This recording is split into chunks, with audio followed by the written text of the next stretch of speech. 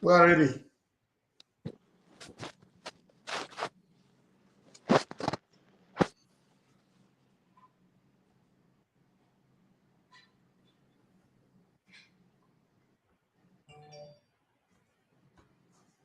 Okay.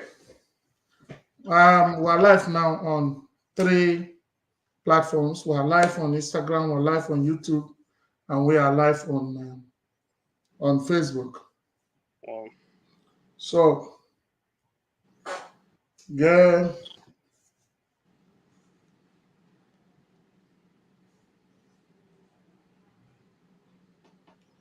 I want to bring in somebody that will join us. Okay. I want to send the person. I want to send the person the link. The link. Okay.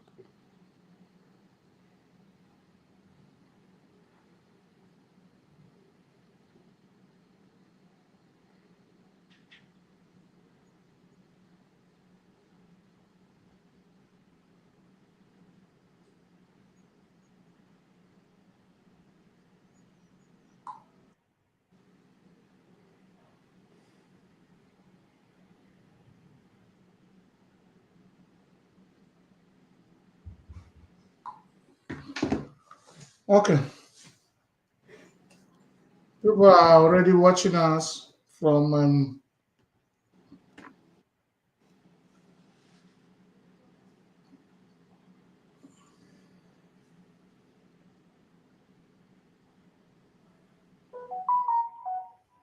Good.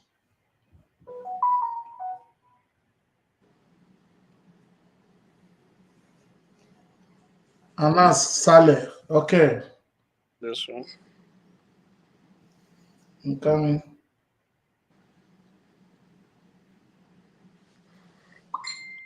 Let me be sure.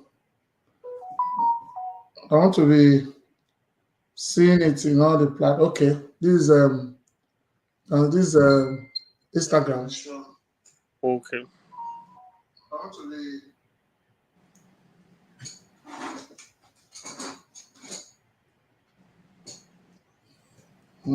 Let me check. Okay, Isa is here.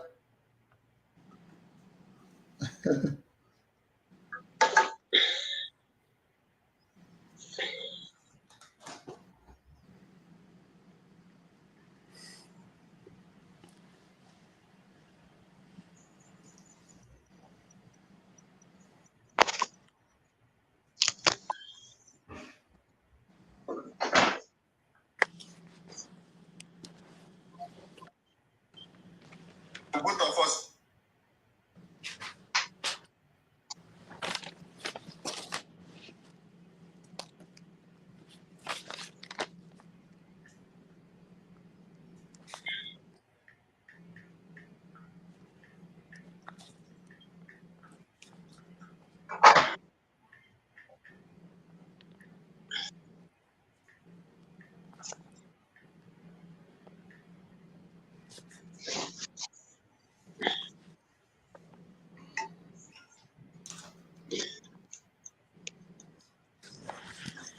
Good. Isa, you see, Isa, are you seeing any development in what we're doing? Actually, I've seen major development.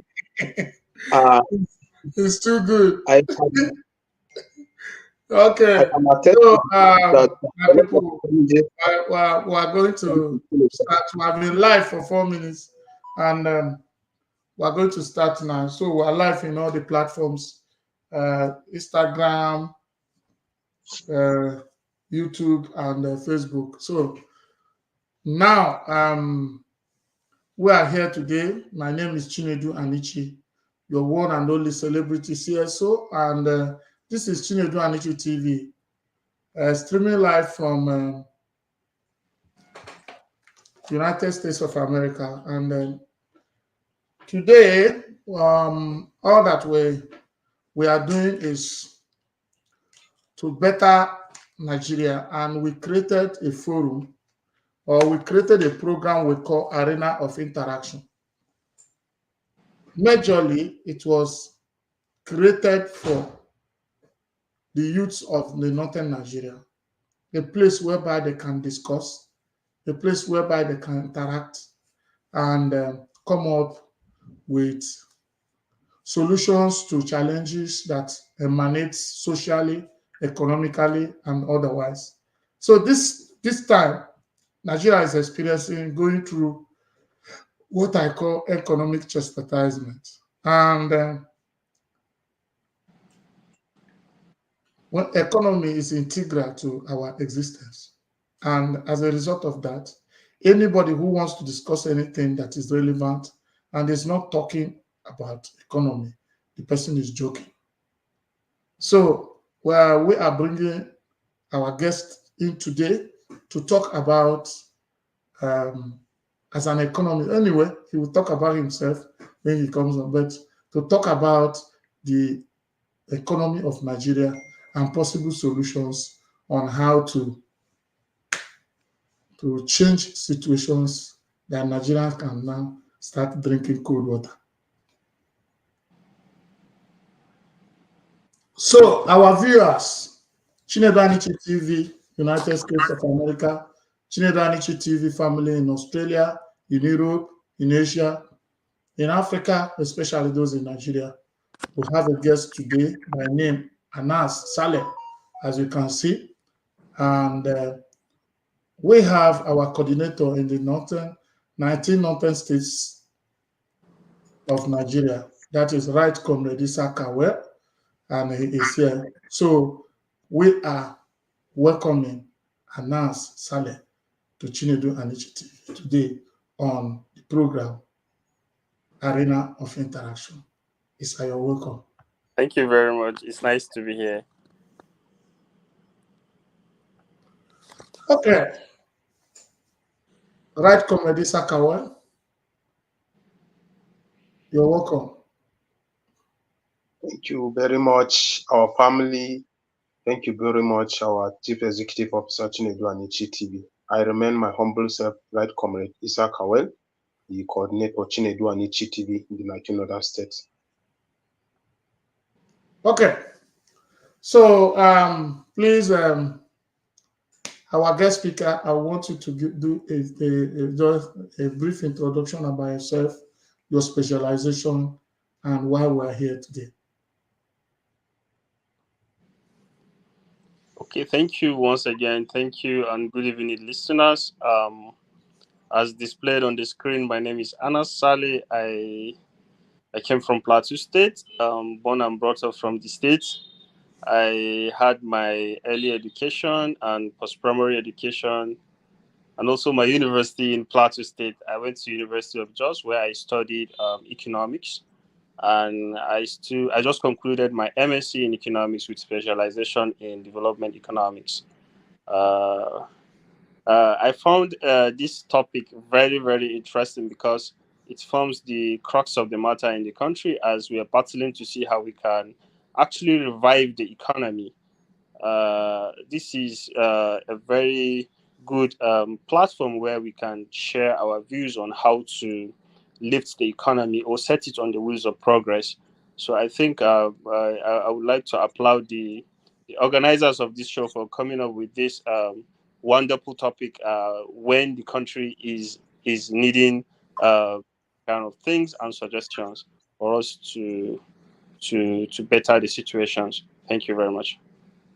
Okay, thank you. So, based on what our economy is, you see what is going on. It did not start today because we don't need to sound immodest. So, that Nigeria, the hardship Nigeria is experiencing today, or a nosediving when it comes to economy, did not start today. Because by history, I know there was a time that naira was equivalent to pounds. When they say 1 naira, it was equivalent to 1 pound. So the nosediving of our economy did not start today, and the historical trend of this kind of nosediving is not what we're going to be concerned with. But we are going to deal with the circumstances of which we found ourselves now. So I will come by asking you, what do you think is wrong with Nigerian economy? Okay, to be very honest, and as a development economist, I think there are some the key factor that contributes to this situation that we are in is that the country has been politicizing the economy of the country. They've been joking with the economy. Because some of the things they normally do, you would even wonder whether we have professors of economics in the country. How could you be borrowing money, lots of money from it's never happened anywhere. So I think the major cause of this hardship or quagmire that we are in is that the political atmosphere that we found ourselves. Each administration come and tactics to do things the way they want without even looking back at the consequences of their actions. So the major cause is that there is an issue inherent in our political system, and unless and until this issue is being addressed and we decide to treat our economy as an independent unit, we will never get it right. So I think the first factor is the political factor, which consists of corruption and lack of accountability and so many other things. If you look at the history of Nigeria right from independence, you get to see that there are series of there are trend of economic highs and lows, but the situation gets worse when Nigeria shifts into from military regime to civilian regime, 1999 or thereabout. And ever since then, we've been piling up debt, and naira has been losing its value year in, year out. And inflation is always on the increase.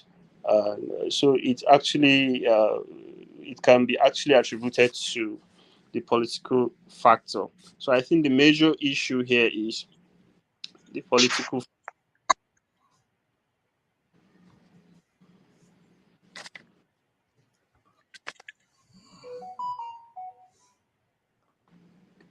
Okay.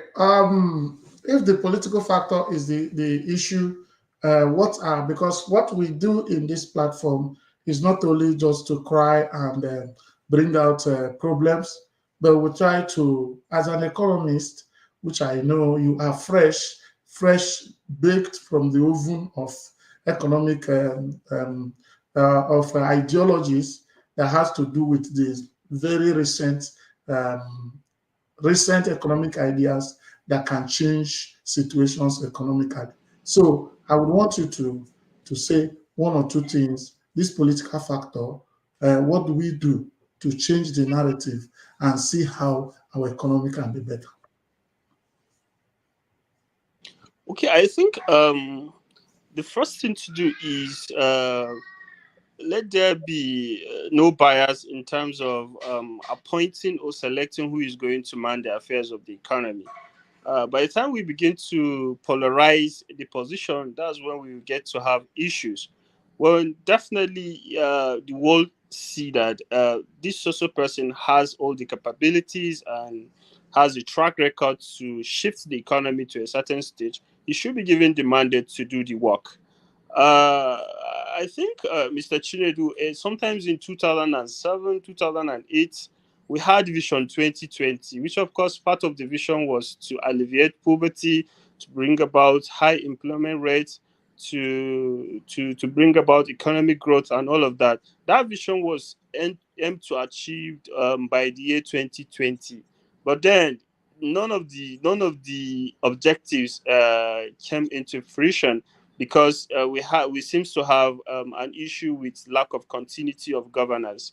A policy might be orchestrated today, and when next administration comes, they will dust off, come up with a different policy that might counter the policy that were enacted, which presumably they might contribute to the growth of the economy. So I think the first thing to address is let there be a very impartial system of selecting people that are going to man the economy, and forming the economic committee or economic reform team should not be based on political background. It should be based on experience, and it should be based on competencies as well. And secondly, let there be continuity of governance.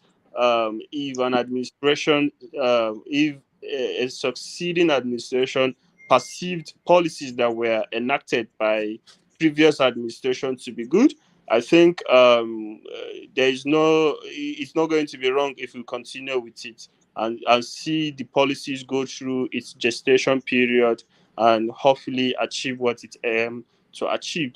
So if we have a continuity in the system, I think we will not have issues. I think when this administration came into power, there was an empower skill, but there are a lot of corruption in it, and so that's the issue we are talking about, right?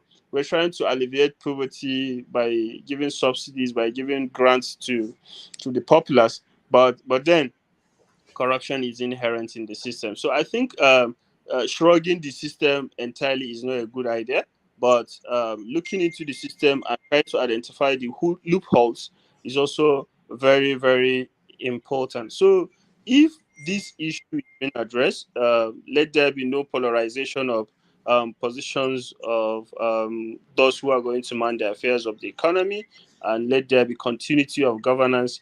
Let us set a target and see, let there be a law that if a policy is being enacted and is perceived to be good, so let no administration put a halt to it, no matter what.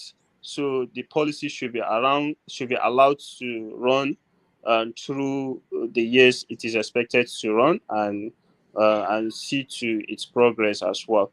So if these things have been addressed, I think we'll definitely set the economy on the wheels of progress. Okay, there's this very, very, I don't even know what the word to use, very famous or notorious, any of the one, depending on where you're watching it from. So, but this word is what I mean.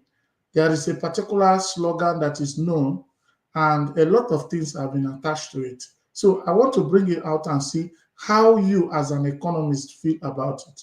The issue of subsidy and removal of subsidy. How does it affect Nigerian economy? Okay. Uh, this subsidy has been a very even in the cycle of the academics. I think we've been drilled so many times to give our contributions on what we think the subsidy, the impact, or so many things around the subsidy. But then, what I strongly believe is that if if subsidy was a problem, I think removing it is an injury to all. So removing the subsidy, I think, is a very good idea, but it has been done in a wrong time.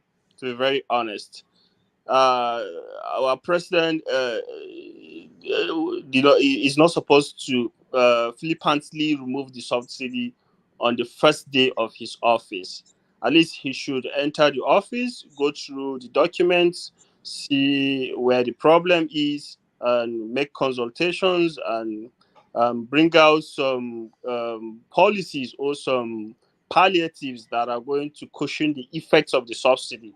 And first set it up, set the palliatives running. He's talking about the CNG buses. He's talking about 10,000 tricycles. He's talking about increasing the minimum wage. I think those things supposed to be done first before removing the subsidy. When you put all these things in place, I think even if you remove the subsidy, nobody will feel the impact. But now, on the day you announce that subsidy is gone, people with old stock started to increase the prices of their goods. So fuel became very scarce, mobility very difficult, goods are sold at exorbitant rates, and we no longer have control of our economy. So, because of the error of removing the subsidy on the first day, at least he has 4 years to think and do whatever he wants to do with the subsidy, not on the first day of his assumption as the president of the Federal Republic of Nigeria. So subsidy, definitely subsidy, removing the subsidy is a very good idea because they feel benefits from it. And there are a lot of cabals around the cycles, and Nigerians need to be sensitized on the need to remove the subsidy. But then removing it on the first day is a very, very wrong move. I think those things that he's now trying to bring them in should have been in place before removing the subsidy. Yes, sir. Okay, that's wonderful. I think let me say something.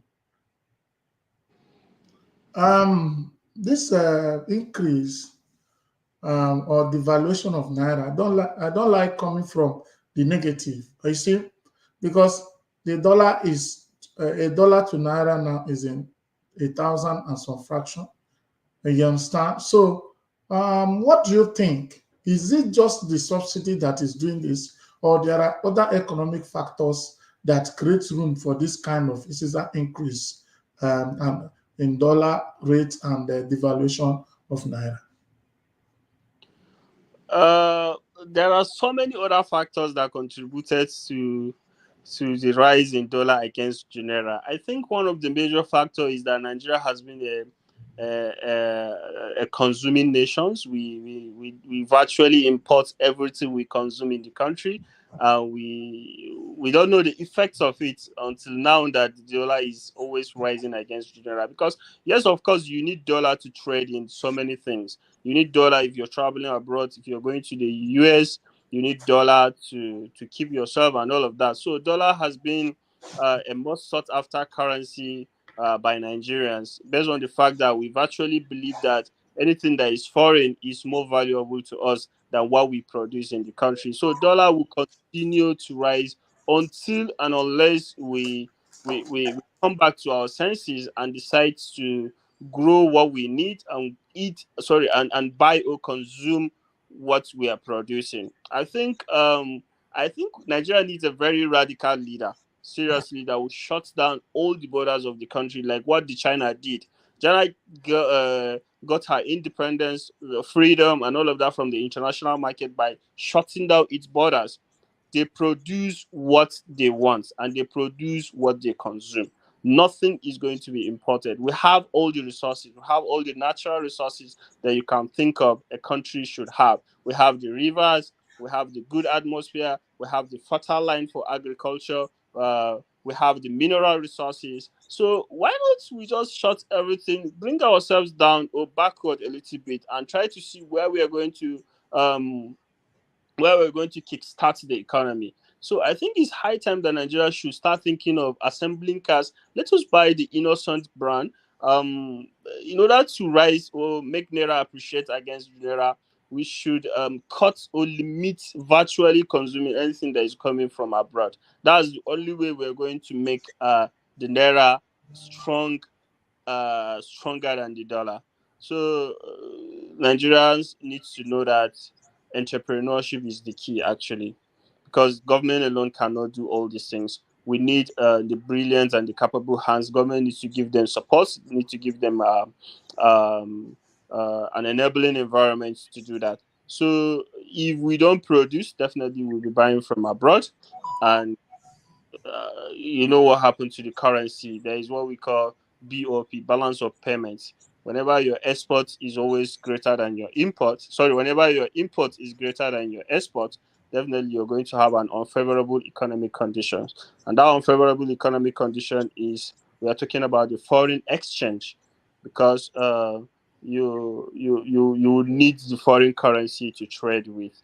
And for you to lure investors into your country, sometimes you need to devalue your currency. And anytime you're playing with your currency, you're playing with the fate of your country. So the situation has been has been performed years before now. Economists, professors, and Captain on Industry has been saying this, but we don't see to it as a very serious case until now that Naira was almost gotten to 2,000 per dollar. That the outcry is loud and the need to control the situation became very paramount. So all these measures that the central bank are putting in place, I really think they are temporary in the sense that until the government decides that some some parts of the goods that we're producing must be purchased and must only be consumed with no rival, no competition,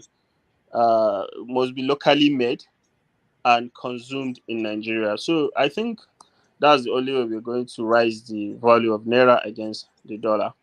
That's all. Okay, that's wonderful. So, do you think that this harsh economic situation is part of what is increasing what they call the brain drain, like massive Japa syndrome, because everybody is trying to leave the country? So, what do you think about that? Yeah, seriously, it can be attributed to that.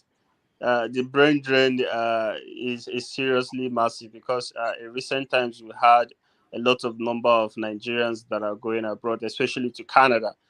There was even a song that was read in Canada. Canada, everybody wants to go to Canada in search of greener pasture. So we have competent hands. We have brainies that wants to go abroad in order to keep up with uh, the living condition. Because to be very honest, if you're doing business in Nigeria, there are so many factors that will cripple you down. The political factor, the insecurity, and all of that. You wouldn't want to invest your little resources and without yielding profit. And that so many people are very even scared to invest their resources in the country or in some parts of the country. So they would like to use that resources, go abroad, even work as a menial, work a menial job is better for them. Their life is safe and all of that. So brain drain is also a factor that is actually can be attributed to the situation that we are in today. Okay, so this session has been wonderful, even though it's a brief one, but it has been wonderful because it touched on the keys. I didn't want to take you I didn't want to take you more than, well, what's happening? Yeah, my lights went off. Okay, it's the light. Well, so I don't want to, we want to acknowledge the fact that all these things are happening, but right here, what is, how can you define the hope of Nigerians? I still have. I'm not a politician, but going through the activities of governance in the country, I still have hope that Nigeria is going to be great. Even among my peers, I normally tell them that all hope is not lost. Nigeria is going to be great. To us that are coming out of school, trying to have experience and trying to attain a certain ladder, is just like an institution to us. And I believe there are so many or thousands of Nigerians that are in my shoe, and we are carefully observing the situation, and we wouldn't want to make the same mistakes that our leaders are now doing. So there is still hope that Nigeria is going to be great. America or US is 200 plus years of independence. So when it's Nigeria is just 60 something. So I think there is still hope that Nigeria is going to be great. Sometimes you may start from a very challenging foot, but if you put so many efforts and with careful considerations, yeah, you achieve what you want to achieve. The government is trying day and night to bring out policies that are going to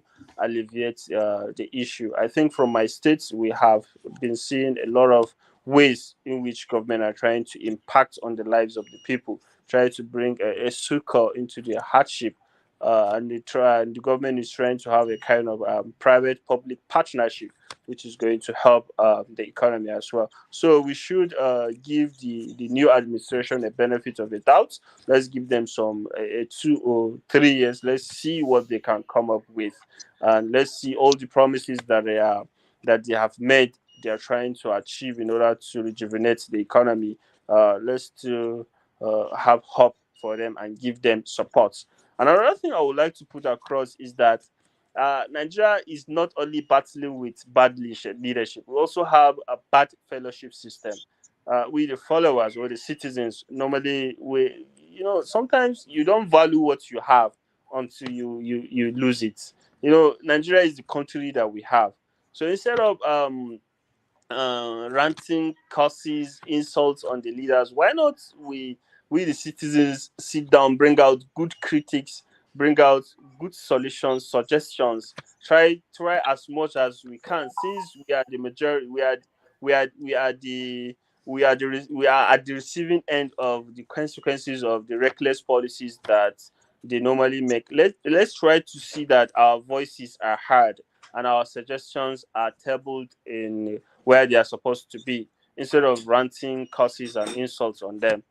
So I think there are so many things that need to be done on the issue of fellowship as well. So Nigeria, there is still hope. I so much believe that there is still hope, sir. Okay. Because we'll be summarizing whatever we're going to do now. So I want to ask you, this is the first time you are coming to Chinedu on TV. Yes, with the little experience you have had, what can you say about this platform? Uh, this I would say is a very good and commendable platform, because this platform, as I can see, it unites the I've been receiving a lot of invitation to join the live streaming and all of that. And there was a time I joined once, and I was very very fascinated, because uh, the kind of people the platform is bringing in, and the kind of fair and just in its policies, recommendations, and all of that. They are top notch, actually. So I want to give a special appeal to the founder of this platform, that kudos to you, and never relent on your efforts. So I wish we see more improvement, and I wish you success in everything you do, because this is a very good initiative, and it's quite commendable, sir. Yeah, okay, thank you. I'm very grateful, and today we'll be rounding up because I don't want to bother you so much with unnecessary questions for you to be repeating yourself. So I thank you for making our time to come to Chinedu TV. So this time, all we need is people like you who are professionals. You come and tell us positive things that are educative, informative, and life-saving in this platform, and that's all we need. So thank you, Anna Saleh, for coming. But before we draw the curtain, I would like our coordinator, the coordinator of the 19 states of Nigeria, northern states in Nigeria, Right Comrade Isaka, to give a vote of thanks to you, and then we can draw the curtain. Isaka. Once again, I want to use this medium, first of all, to sincerely apologize to our listeners. We usually used to start this program every Wednesday from 8 to 10, but today in Nigeria, we encounter a very serious challenges with our MTN network, which are out of 100%, almost 70% are using MTN. Some of our guests we are expecting today are very huge. We are expecting Professor Salamatu Isa, Development Economics, the former head of Economics Department, Ahmadu Bello University, former D's in Kaduna State, former DAT, MPC, and what have you. A lot of development economics. But because of the network we experienced in Nigeria, they were not able to be here with us. I want to apologize sincerely to our listeners across the 19 northern states, across Nigeria, across the world, for not able to have our invited guests. But for Mr. Saleh Anas, Development Economics, we appreciate you sincerely, despite your tight schedules and despite the network, and despite being out of the time as scheduled 8 to 10. But we started late, and you are to at least contribute with your quota towards the present hardship Nigerians are facing. I believe the listeners that heard about him will at least make use of the contribution and the advices he gives as an expert in the field. Lastly, I want to appreciate our boss, the CEO and Chief Executive Officer Chinedu Anichi TV, for giving us the platform in the 19 northern states every Wednesday to bring our prominent personalities in northern Nigeria to contribute their quotas to our youth and our followers as well. Actually, we are recording a tremendous achievement in this TV station. Before, when we started, it was not like this. But to the glory of God, we have a tremendous achievement. If you look at the way it has been streaming now, it's quite different than before. It means there is an improvement. I say kudos to you. Keep it up. We will continue to contribute our quota in northern Nigeria. We'll continue to advertise the TV station. We'll continue to invite prominent leaders in northern Nigeria to come and give us advices, to come and highlight, and then as well give us some of the tips that will lead to the development of our region and the country at large. Lastly, to our coordinators across the 19 northern states, thank you so much for your support always, and thank you so much for always answering our calls. On the final note, I remain my humble self, right comrade Isa Kawel, the coordinator of the 19 northern states, Chinedu Anichi TV. Thank you and God bless you all. Yeah, thank you, Anas, for having you. Thank you, Right Comrade Isakawa, our coordinator. So my name is Chinedu Anichi, your one and only celebrities here. So remember, our logo is that we rise by lifting others. And our center of attention, the nucleus of what we do in this platform is humanity. Love for humanity above strife, above religion, above sex, above color, above race. So, and we have always advocated that you check on your neighbor. You love your neighbor, you check on your neighbor. Check up on somebody today. As you hear us, as we draw the curtain, check up on somebody by phone call, check up on somebody by a visit. You must not be Obi Kubana. You must not be Dangote. You must not be Joey Zaza. You will not be Dangote. You will not be Davido. Samara. All these rich folks before you can help somebody. You can help somebody from where you are today. Thank you, my people, for listening to us.